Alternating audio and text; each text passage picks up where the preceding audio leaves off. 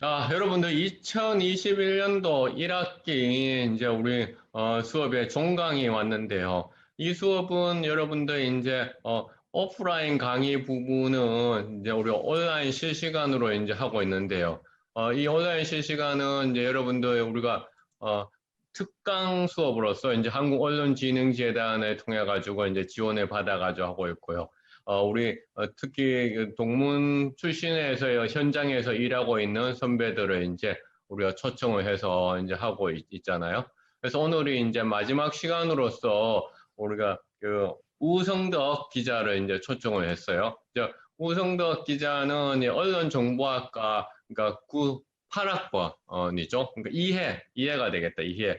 그래서 이해 졸업생이고요. 지난 시간에 우리 특강을 했던 문현주 대구미술관 그래서 홍보팀장도 이제 우성도 기자하고 같은 동기인 걸로 알고 있는데 그래서 언론정보학과에 진짜 여러분들 한참 하늘 같은 선배가 되겠다 그렇죠. 그래서 우리 우성덕 기자는 또 이제 지역 언론에서 시작을 해서 지금은 중앙 언론사에서 이제 근무를 하고 있어요. 그래서 여러분들한테 정말 이제 한참 선배이지만은 역사 속에 정말 어떤 언론정보학과를 이야기해주고 또 주제도 오늘 역사 속 뉴스와 뉴스 소비의 변화가 되겠다. 그렇죠?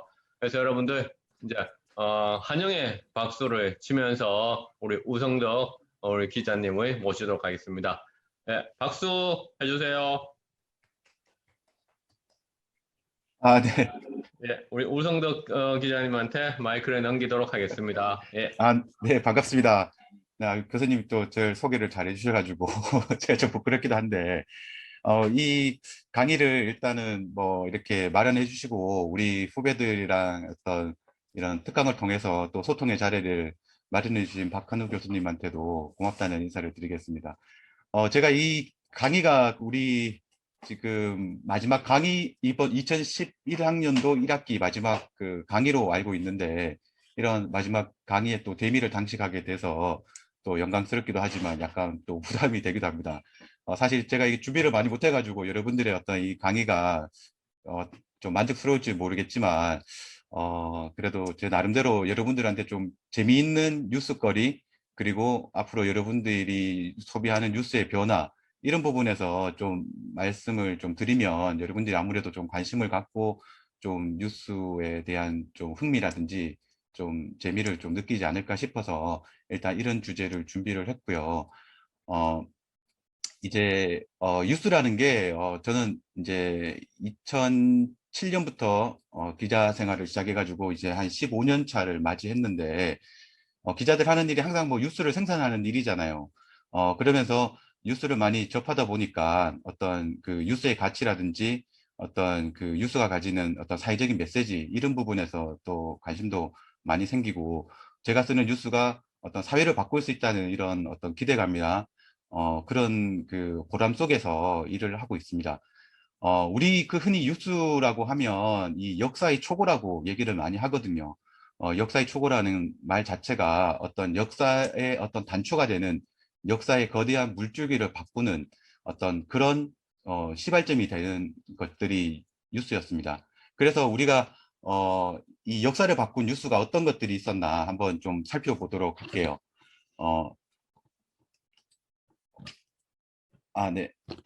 제가 뭐 기자를 소재로 한 어떤 영화라든지 드라마들은 지금까지 많이 있었습니다. 근데 뭐 제가 다 그걸 다 챙겨보지는 못했고, 제가 기자를 소재로 하는 어떤 그 기자들을 주인공으로 하는 영화 두 편, 이 영화를 참 재밌게 봤었는데, 그래서 이 영화 속에 나오는 어떤 뉴스의 가치라 역사 속의 뉴스를 좀 소개해 드리기 위해서 이 영화 두 편을 좀 골라왔습니다.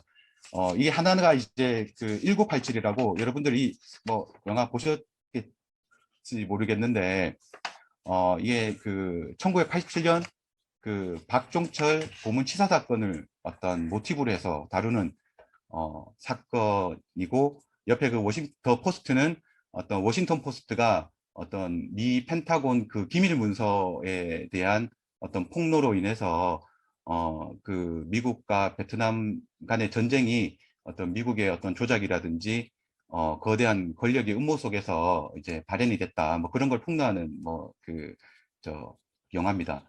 먼저 이게 왼쪽에 있는 1987 영화를 좀 얘기를 좀 해보면 요 주인공이 지금 이분이 이희준인가 하여튼 영화 배우신데 이분이 그 영남대학교 출신으로 알고 있어요. 그래서 영남대학교 다니다가 한국종합예술학교를 가서 연기를 해서 지금은 그래도 충무로에서 좀 핫한 배우로 좀 뜬 것 같은데 여기 나오듯이 이분이 이제 동아일보의 그 실존 인물인 윤상삼 기자라고 그분을 어떤 모티브로 해서 이제 이제 연기를 한 거죠.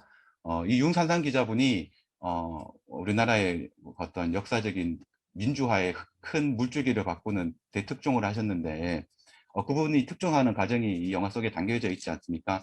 굉장히 좀 치열하고 굉장히 좀 끈기 있고 저돌적이고 한편으로는 굉장히 좀 과감하게 이렇게 취재를 하는 그런 모습이 그려져 있는데 사실 현장에서 그런 기자들을 찾기는 좀 쉽지는 않습니다. 보기가 어렵고 예, 여기 약간 극적인 어떤 재미를 가미하기 위해서 좀 이렇게 그렇게 좀 했는 부분도 있을 것 같지만 그래도 이분이 특종을 했던 과정을 지켜보면 기자들이 하는 일이라든지 어떤 기자들의 어떤 그 고뇌라든지 고민들 그리고 이런 당시 사회적인 어떤 그 변화 속에서 기자가 겪는 어떤 어떤 번뇌들 이런 것들을 많이 느낄 수 있을 겁니다.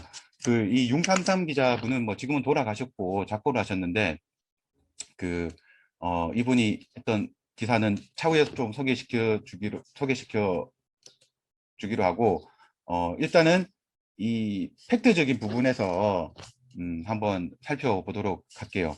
이 영화가 보면 처음에 이게 중앙일보의 1987년 1월 14일자에 단순한 그 단신 기사로 올라온 기사입니다. 당시에 이 중앙일보에 이 기사를 썼던 윤성호 기자분이 계시는데 이분이 그 대검 출입 기자였거든요. 이게 경찰들은 어떤 이제 관공서라든지 어떤 기관을 이렇게 출입을 하면서 거기에 대한 어떤 여러 가지 정보를 모으고 기사도 쓰고 한데 당시에 이 대검 출입하던 신성호 기자분이 어떤 그 대검을 출입하면서 어떤 어떤 아이고 그 검찰 쪽에 이런 얘기를 하나 듣게 됩니다. 그 영화도 보면 그 두 분이서 하는 대화가 나오죠. 아니 대학생 한 명이 지금 경찰 치안본부에 연행돼 가지고 조사를 받다가 죽었대. 그런데 3, 4일 전에 소식이 끊겨 가지고 지금 유족들이 지금 이 학생을 찾고 난리가 났다. 그리고 이 학생은 데모하다가 온 학생이었다. 근데 이 평소에 특별한 지병이 없었다. 이런 얘기를 그 기자가 그 검찰 쪽의 사람들한테 듣게 됩니다. 그러면서 이 얘기를 어, 팩트적인 부분에서 나눠보면 이제 5가지로 이렇게 분류를 할 수 있죠. 여기 보면 이제 그래서 이 기자가 이렇게 정리를 했겠죠. 이 박종철이라는 학생이 경찰 치안본부에 연행이 됐다. 근데 경찰 조사를 받다가 죽었다.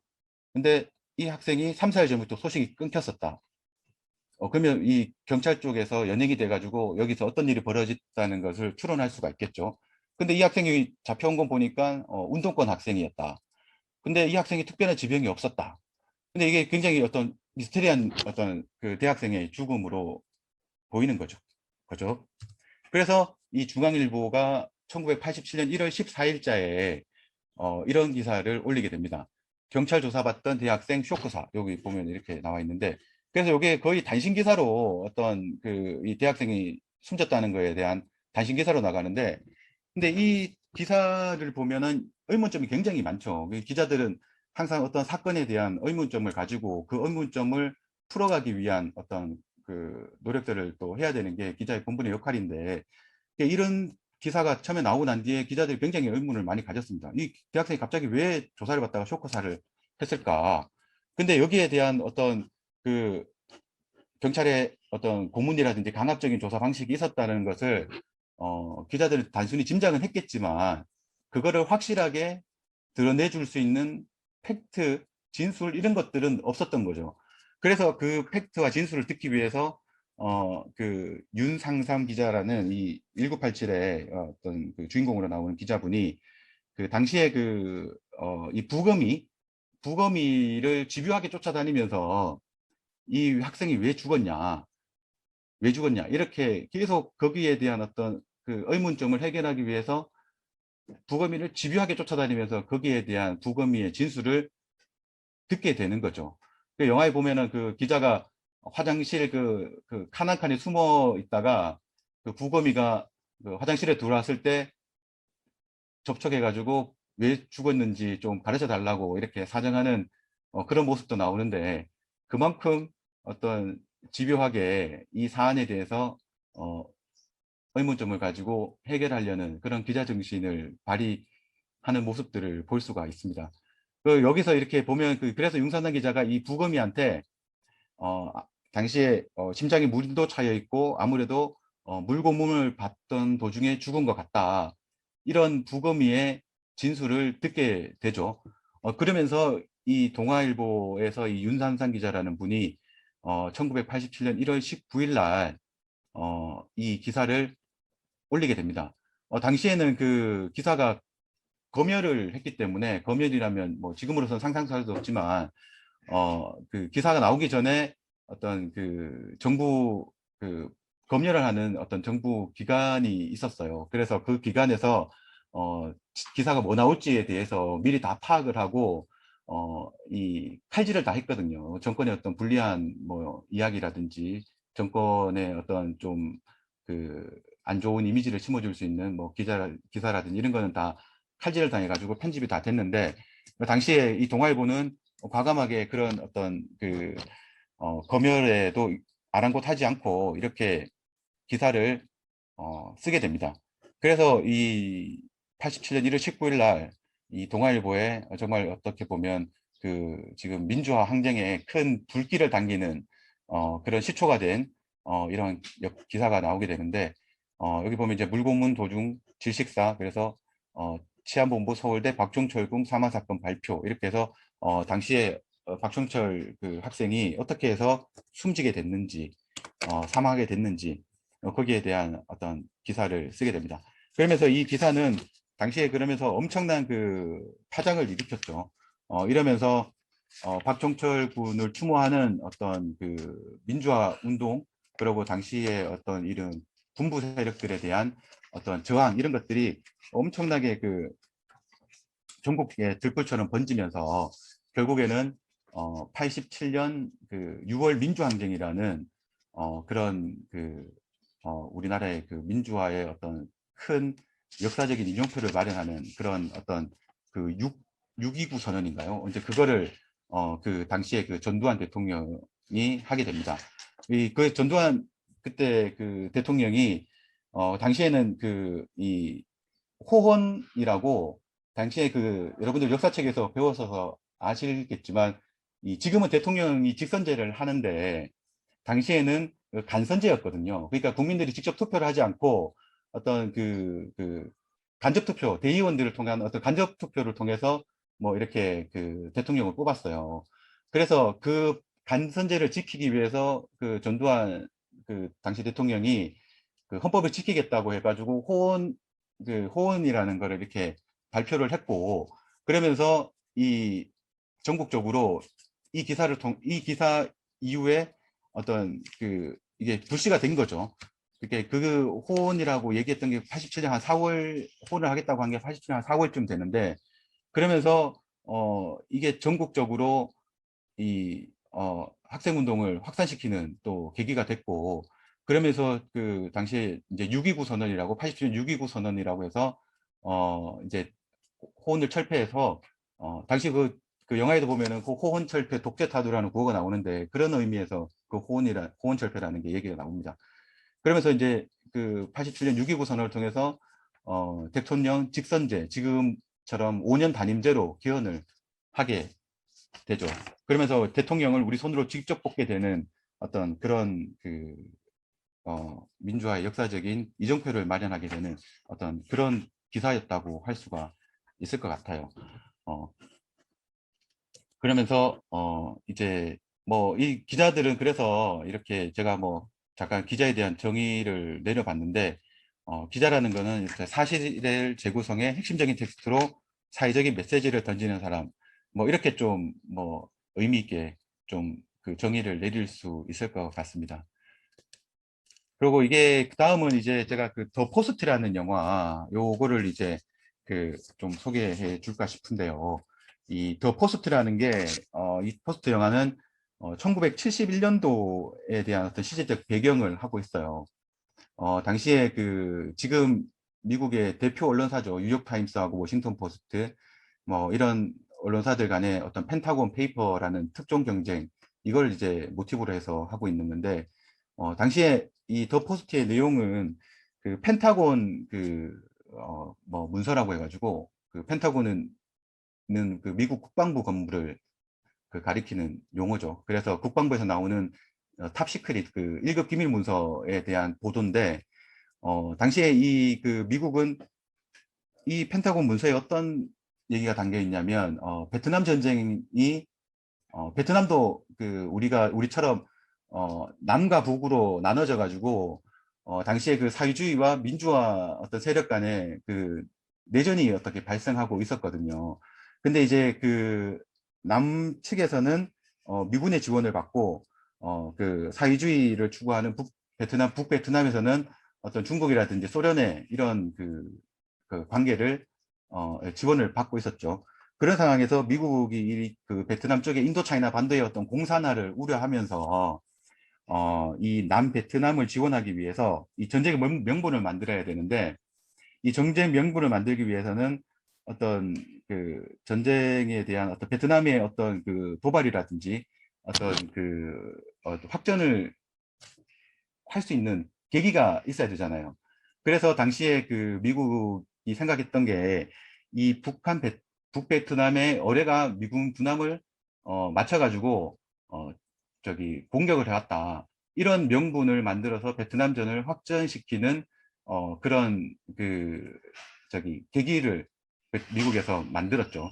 그러면서 미국이 베트남전에 참전을 해서 확전을 하게 되고 그러면서 이제 베트남 전쟁이 미국의 어떤 지원으로 계속 한 10여 년 동안 싸웠나요? 하여튼 뭐 그래서 전쟁을 한 것 같은데, 네, 그런 어떤 역사적인 배경 속에는, 이 전쟁의 배경 속에는 미국의 어떤 조작이나 은폐가 있었다. 뭐 이런 내용을 보도하는 거였습니다. 그 당시에 미국에는 이 베트남 전쟁에 대한 어떤 희생자들이 워낙 많고 여기에 대한 국력 소모가 심했기 때문에 이 베트남 전쟁을 중단해야 된다는 그 반전 시위가 엄청나게 이제 번져 있었거든요. 그런데 당시에 그 미국 정권은 이제 그런 부분에서 닉슨 대통령이었던가 하여튼 뭐 그랬을 텐데 이 전쟁을 계속 유지하기 위해서 계속 그 명분을 만들었던 거죠. 그런 그 어떤 그런 그 국방부의 기밀 문서들을 내부 고발자를 통해서 어 이제 이 언론사가 이 더 포스트가 입수를 하게 되고 그러면서 이 문서를 폭로하는 그런 기사를 쓰게 되는데 이 폭로하는 과정 속에서 엄청난 이 언론사들이 압박을 받죠. 또 당시에 그 워싱턴 포스트라는 것은 굉장히 작은 언론사였다고 나오는데 그 정권의 어떤 그런 치부를 드러내는 그런 보도를 하니까 어떤 대통령을 중심으로 해서 이 뭐 더 워싱턴 포스트의 온갖 압력이나 협박이 가해지죠. 또 심지어는 뭐 해유도 하고 막 그러는데 이제 그러면서 그 당시 더 포스트 발행이었던 그 캐서린이라는 이 여성 발행인이 뭐 그분이 미국 최초의 여성 신문사 발행인이었다 하더라고요. 그러면서 이분이 하는 얘기가 언론이라는 것은 통치자가 아니라 국민을 섬겨야 한다. 이런 유명한 메시지를 남기고 결국에는 이 펜타곤 페이퍼를 터뜨리게 됩니다. 그러면서 워싱턴 포스트는 그 정말 이제 아무도 주목받지 못하는 작은 언론에서 큰 언론으로 도약할 수 있는 어떤 그 계기가 됐고 그러면서 그 더 포스트의 이 영화의 마지막 장면이 이 장면으로 끝나죠. 워터게이트 빌딩에 강도가 든 것 같습니다 하는 장면으로 이 영화가 끝나게 됩니다. 이 워터게이트라는 것도 여러분들 모르겠어요. 아실지 모르겠는데 미국의 대통령을 끌어내리게 되는 당시 닉슨 대통령을 탄핵하게 되는 그런 시초가 된 그 기사였죠. 그 워터게이트라는 게 이 워터게이트 빌딩에 당시 닉슨 대통령이 이제 공화당 소속이었고 당시 이제 이 정권을 잡기 위해서 민주당이 여기서 어떤 그 전당대회라고 해야 되나요? 어떤 전국부 회의 이런 걸 하고 있는데 여기에 도청 장치를 설치해서 어떤 선거 전략을 듣고 거기에 대해서 자기네들이 선거 닉슨 대통령이 재선을 하기 위한 공작 정치를 벌인 거죠. 그런 사실을 이 워싱턴 포스트의 두 기자가 처음으로 밝혀내게 됩니다. 이분들이 이제 뭐 왼쪽에 있는 분이 이 칼 번스타인이고 이 오른쪽에 이제 이분이 밥 우드워드라는 분인데 이 두 사람이 거의 이 워터게이트 사건을 한 3년간 끈질기게 추적을 했다 그래요. 그래서 결국에는 이 닉슨 대통령이 이 도청 사건에 개입을 했고 그러면서 이 민주주의를 파괴했다. 이런 이유로 인해서 결국에는 닉슨 대통령이 미 역사상 처음으로 대통령 자리를 물러나는 탄핵을 받게 되는 거죠. 그러면서 이게 나왔던 기사가 이겁니다. 이게 뭐 해석을 해보면 제가 영어로 읽지 않겠습니다. 영어를 잘 못하기 때문에 읽지 않는데 이 FBI가 닉슨 이 보좌관을 민주주의를 방해한 걸 뭐 이제 확인했다. 뭐 이런 내용이죠. 이게 처음으로 이게 97년 10월 10일이네요. 이 보도가 어, 나면서 닉슨 대통령은 굉장히 큰 공경한 상황에 처하게 되고 결국에는 이게 확대되면서 이 책임 제일 어떤 사건의 꼭대기에 닉슨 대통령의 어떤 지시와 그런 어떤 공작으로 도청 사건이 이루어졌다 이런 게 결국에 밝혀내는 거죠. 그러면서 아이고 잠깐만. 죄송합니다. 이게 제가 이 조작이 익숙하지가 않아서 그런데 네. 그래서 이 워싱턴 포스트는 이런 대특종을 통해서 정말 미국 유수의 언론사로 성장하게 되는 그런 계기가 됩니다. 그러면서 이 당시에 밥 우드워드라는 사람이 이게 97년 이제 1997년 10월 10일에 이제 보도 난 이후에 한 2, 3년간 계속 이런 보도를 했는데 뭐 한 2, 30년 얼마 안 됐을 것 같아요. 하여튼 뭐 한 얼마 전에 회고록에서 이런 얘기를 했던 것 같아요. 그 자기가 이 특종을 할 수 있었던 이유가 당시에 자기한테 내부 정보를 주는 그 사람이 있었다고 얘기를 했는데 그 사람이 누구냐고 언론사들이 항상 그 관심을 갖고 계속 이렇게 물어봤지만 여러 언론 인터뷰를 통해서 이분이 거의 한 2, 30년 동안 뭐 계속 그 얘기를 하지 않다가 이제 어떤 자기의 인생을 정리하는 과정에서 뭐 최근에 그런 얘기를 한 것 같은데 그 당시에 이 워터게이트 사건의 이 단초를 나한테 줬던 정보원이 당시 FBI 부국장이었다. 뭐 그런 얘기를 해가지고 당시 내부 고발자가 이런 정보를 줬던 사람이 내부 저기 FBI 부국장이라는 사실이 밝혀졌습니다. 그 이름은 제가 정확하게 모르지만 어떤 그런 어떤 이런 민주주의를 파괴하는 어떤 공작 정치에 대해서 FBI 부국장이라는 사람도 이거는 꼭 바꿔야겠다. 이렇게 해서는 민주주의가 발전하지 않겠다는 어떤 신념으로 기자들하고 계속 소통을 하면서 몰래 이런 정보를 흘리고 그것이 결국에는 또 미국 민주주의의 발전을 가져오는 어떤 그런 기회가 되지 않았나 싶어요. 그러면서 이게 워터게이트 사건이라고 이제 이름 붙여졌는데 그러면서 우리가 뭐 언론사에 이제 뉴스를 볼 때 뭐 큰 어떤 대형 비리 사건, 대형 어떤 뭐 이런 사건을 가지고 게이트라는 이름을 많이 붙이죠. 이 워터게이트라는 어떤 말 속에서 이게 게이트라는 어떤 사건이 어떤 골명사처럼 붙어왔는데 우리 흔히 뭐 최순실 게이트, 뭐 정운호 게이트, 뭐 옛날에 뭐 이런 뭐 여러 가지 대형 사건에 대해서 게이트라는 이름을 붙이는 단초가 된 사건이 이 워터게이트 사건입니다. 그러면서 이 워터게이트 사건은 어떤 언론사 역사 뉴스를 공부하는 어떤 사람들은 이 기사에 대해서 굉장히 또 많은 어떤 관심도 가지고 또 이 뉴스의 생산 과정에 대해서 또 재밌게 지켜볼 수 있는 그런 사건이었던 것 같아요. 그 다음은 우리가 흔히 아는 2016년도에 있었던 그 JTBC의 이 최순실 대통령 연설문 작성 의혹, 뭐 이런 이 기사를 하나 좀 들 수 있겠어요. 이게 우리나라 헌정사상 최초의 그 대통령 탄핵이라는 어떤 단초를 가져온 기사인데, 근데 사실 그 이제 언론에 있었던 사람들은 대부분 다 알고 있지만, 박근혜 대통령이 취임을 하고 어떤 비선 실세가 있다, 이런 얘기들은 그 계속 그 언론사 내부 정보망을 통해서 돌고 있었어요.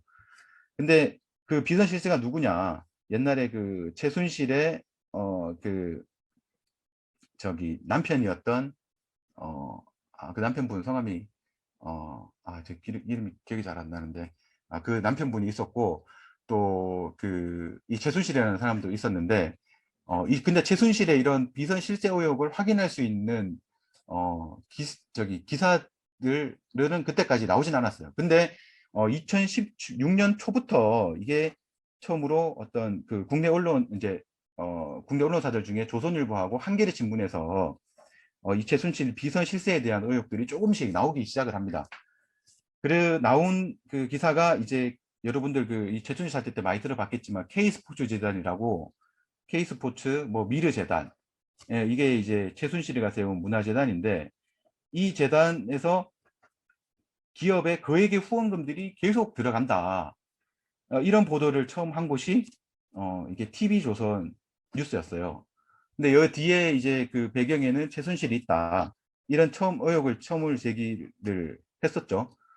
그러면서 또 한겨레도 당시에 K 미르 스포츠 재단이 우리 그 저기 일회 재단이라고 하잖아. 옛날에 그 전두환이 그 일회 재단을 세워가지고 기업들 그 후원금 뜯어가지고 그 부정 축제했던 것처럼 어떤 그런 어떤 그 형태의 지금 지금 사업을 벌이고 있다, 이런 의혹을 처음으로 제기를 했었어요.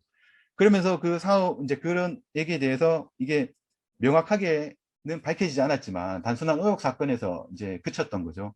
그러다가 이제 언론사들이 이 최순실이라는 존재에 대해서 계속 뭐 이렇게 좀 파왔는데, 그러다가 2016년 10월 14일 날 이 JTBC가 이제 큰 건을 하게 된 거죠. 최순실 PC에서 대통령 연설문이 의혹이 확인됐다, 이런 보도를 처음으로 보도를 하게 됩니다.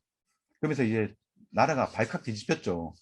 그 대통령 연설문은 어떻게 저기 저 민간에 있는 아무런 어떤 지위와 어떤 권한도 없는 민간인에게 저렇게 넘어가서 저게 수정을 하고 고쳐져서 다시 대통령에게 오게 되는지. 그러면서 사람들은 야, 이거야말로 정말 당시에는 그냥 의혹에 대한 부분에 그쳤지만 정말 이 비선 실세가 최순실이구나, 여기에 대한 확신을 가지게 됐죠. 그러면서 이 사건 보도 일지를 보면 이제 JTBC는 당시에 이 최순실 팀이 뭐 한 10여 명 정도 기자들로 구성되어 있어가지고 이걸 계속 어, 취재를 하고 팠었죠. 그러면서 계속 그 특종을 계속 생산하게 되는데, 그러면서 이때 JTBC TV 시청률이 거의 뭐 우리나라 그 종합 저기 메인 뉴스 중에 거의 1위를 차지했었죠. 시청률이 이 당시에 뭐 한 20% 가까이도 나온 걸로 알고 있는데, 뭐 뉴스가 20% 가까이 나오는 거는 뭐 대단한 거죠. 그러면서 이제 10월 24일이었군요. 이게 첫 보도 24일 날 첫 보도 나오고, 그다음에 최순실 씨가 자택이 압수수색되고 27일 날 이제 특검이 설치가 되고, 뭐 이런 쭉 일련의 과정들이 이 사건이 진행이 됩니다. 이 당시에 그 지금 특별수사본부에서 그 활동했던 사람이 윤석열이잖아요. 지금 대선 후보 1위. 그러면서 이 당시에 윤석열이라는 검사도 굉장히 주목을 받게 되는 또 그 어떤 기회가 됐죠. 그러면서 2016년 12월 달에 국회에서 처음으로 대통령 탄핵이 이루어지고, 그러면서 2017년 2월 달인가요? 그때 헌법재판소에서 정말 대통령 파면 결정을 내리면서 박근혜 대통령은 불명예스럽게 정말 퇴임을 하게 되고, 결국에는 그게 또 어떤 그 지금은 그 구속되는 뭐 그런 또 기회가 되는 일들이 발생을 하게 됩니다. 당시에 이 사건들이 결국에는 언론사의 취재를 통해서 끊임없이 제기하는 의혹 속에 정말 정말 이게 언론사가 아니었다면 이런 일들이 밝혀지질 않았겠죠. 특히 그 당시에 열심히 취재했던 기자들, 정말 그 언론의 온갖 협박과 회유와, 그리고 이 박근혜 대통령을 지지했던 어떤 보수 우파들의 정말 뭐 그 목숨까지 위협하는 뭐 그런 어떤 일들도 있었는 걸로 알고 있는데, 그런 것을 다 이겨내고 당시에 기자들이 정말 그 정의감에 사로잡혀서 이런 취재를 했던 부분은 높이 살만합니다. 그러면서 이제 결국 이 최순실 사건도 기자상을 받게 되는데, 그다음 이제 우리가 대특종을 했던 그 기사들은 이 어떤 역사의 흐름을 바꾸는 그런 바꿨던 그런 뉴스들에 대해서는 한국기자협회에서 이 상을 줍니다. 근데 이 한국기자협회 대상 수상작은 잘 나오질 않아요. 그러니까 보통 한국기자협회에서 주는 이달의 기자상을 어떤 통해서 그 올 한 해 있었던 연말에 어떤 최고의 상을 수상을 하고, 그 최고의 상들 중에서 대상을 수상을 하거든요. 근데 지금까지 제가 2010년 이후로 이 한국기자협회 대상을 찾아본 수상작을 보니까 딱 3편밖에 없더라고요. 2010년에 한국기자협회 대상을 받았던 수상작은, 이게 지금 우리 북한의 최고 통수권자가 김정은이라는 걸 알잖아요. 근데 당시에는 김정일의 후계자가 누구인지에 대해서 아무도 몰랐어요. 후계자가 누가 될지. 당시에 그 김정일의 후계자는 뭐 김정철, 김한솔, 뭐 김정남, 김정남이죠. 김한솔은 김정남의 아들이니까. 당시 김정은, 김정철, 김정남 이렇게 3명이, 김여정도 있었죠. 이게 4명이었는데 이 중에서 누가 될지는 아무도 예측을 못 하다가 어, 연합뉴스라는 국가기관 통신사죠. 연합뉴스는 이 통신사에서 연합뉴스에서 이 보도를 처음으로 하게 됩니다. 당시 김정일 후계자는 삼남 김정은이다. 그러면서 이게 외신들도 북한 뉴스에 대해서는 외신들도 또 많이 받으니까, 외신들도 많이 이 북한에 대해서 부산 정세에 대해서 관심이 많으니까 이게 글로벌 특종이 된 거예요. 그러니까 뭐 전 세계적으로 이 3단 김정은이라는 이 사람이 누군지, 또 어떻게 성장해 왔는지, 어떤 스타일인지 이런 거를 전부 다 기자들이 취재를 해가지고 다시 파악하게 되죠. 그러면서 이게 2010년도 연합뉴스가 한국기자협회 대상을 받았는데, 이 기사를 쓴 연합뉴스 기자는 탈북민 출신이었어요. 그러니까 김일성 종합대학을 졸업하고 탈북을 해서 우리나라에 정착을 해서 연합뉴스 그 북한 전문 기자로 활동을 했던 기자였는데, 아무래도 탈북민 출신이고 북한 전문 기자로 활동하다 보면 뭐 여러 가지 자기 그 휴민 정보원들이 있겠죠. 그런 정보원들을 통해서, 북한 내부 정보원들을 통해서 북한 김정일 후계자는 김정은이다 이런 얘기를 듣고 여러 가지 팩트 체크 과정을 거치면서 이런 보도를 할 수 있었겠죠. 그러면서 이제 6년 동안 그 어떤 대상이 안 나오다가 2016년도에 다시 또 한국기자협회 대상이 나오게 됩니다. 이거는 이제 뭐 우리 그 최순실 게이트 이 사건이죠. 그러면서 이게 세 곳의 언론사에서 이 대상을 받게 되는데, 좀 전에 제가 말씀드렸던 미르 K 스포츠재단 이런 비리 의혹, 그리고 최순실 국정 개입 사건, 최순실 게이트 이 사건 세 기사가 2016년도 한국기자협회 대상을 받게 됩니다. 이 한겨레 신문에 지금 이 최순실 게이트라고 했던 이 기자 김의겸이라는 분은 이때 공로로 청와대 대변인으로 가서 지금은 그 국회의원 하고 있죠. 열린민주당인가 그 비례대표로 지금 국회의원 활동을 하고 있습니다.